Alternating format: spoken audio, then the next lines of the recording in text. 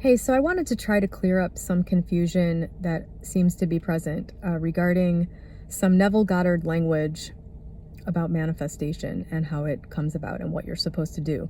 And that is the seeming discrepancy between dropping the seed and letting it rot, and persisting. It apparently that is, those two things seem to be at odds with each other, which I can kind of understand. So I wanted to just illustrate. Once you've planted the seed, I won't go into how you do that. You know, Neville will tell you, there's a million videos.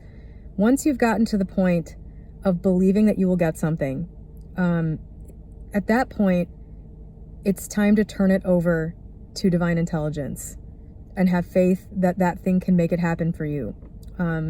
You at that point no longer have to try to figure out how to get it. And I don't know for certain whether this is the case or not, but it quite possibly continuing to try to figure out how to get it in the 3D realm might delay it. I obviously don't know for sure anything about that, but I can tell you that for me personally, dropping it is definitely something that is easier said than done, because I'm a go-getter. I like to, I'm willing to do stuff to get the things I want. I'd prefer to do that than to just sit there and let it drop into my lap. So if I want something and I can't find a way to get it myself, which is the perfect time to let it go like this, I'll often continue to try to figure out how to get it and like scheme or, come up with a way. And it's when I get to the point that the seed rots, essentially. I like that phrase because it appeals to me. Because eventually it gets to a point of kind of being rotten for me, where I just don't want anything more to do with trying to figure it out. It's been too exhausting or disappointing. That's the point at which I say, okay, I'll figure out how to get this later. I'll figure this out later. This will work itself out somehow. I'm done putting forth my energy into trying to figure out how to get this thing.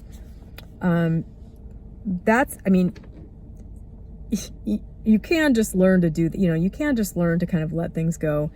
I'm not great at that. My human avatar, when it wants something, it wants it, and it likes to think about it until it just can't stand it anymore. At that point, the seed has rotted and it's dropped. And then, it will come to fruition at some point. I don't know when. I'm not a master of time frames. And I don't try to make things in my life happen on a tight schedule unless there's a really good reason for that.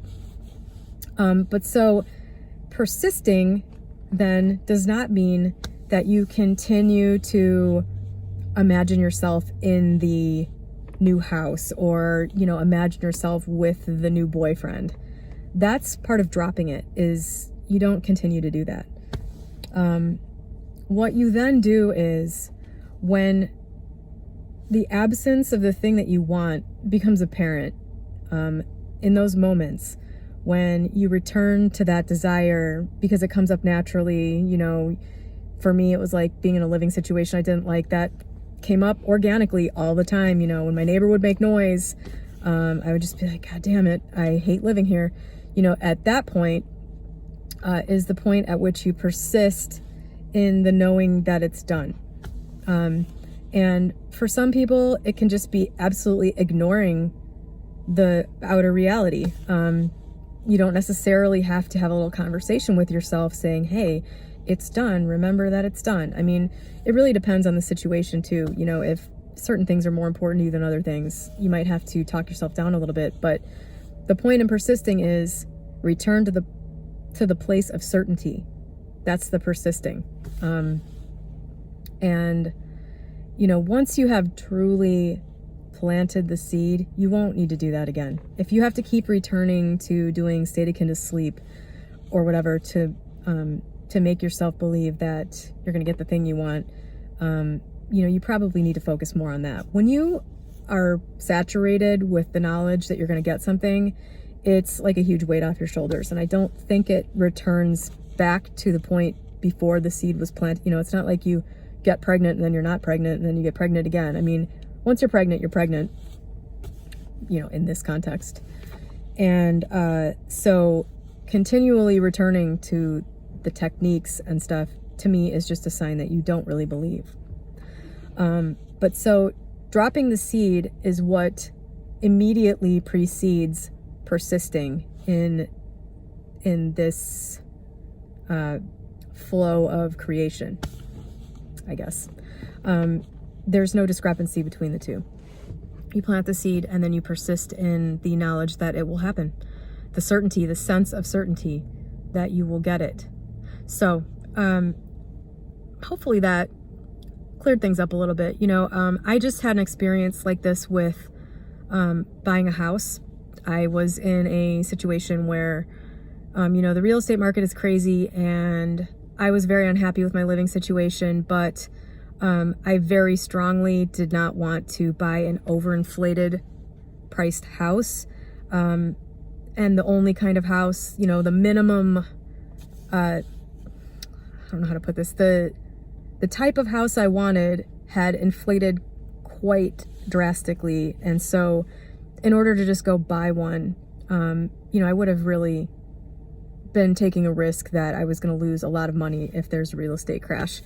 And just due to the competitive nature of the market right now, I don't like being in competitive environments. It takes me out of the type of mentality that allows things to come to me. And I just didn't want to participate in that. And I kept thinking and thinking and thinking, how do I get this? How do I get this? How do I get this? And I finally just said, you know what?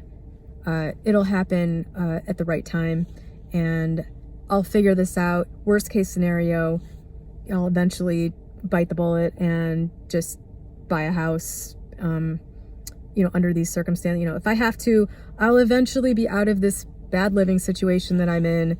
And now is not the time to sit around trying to figure this out. Completely put it on the shelf. And within weeks, I had essentially a kind of miraculous series of events that brought me to the resolution of that problem.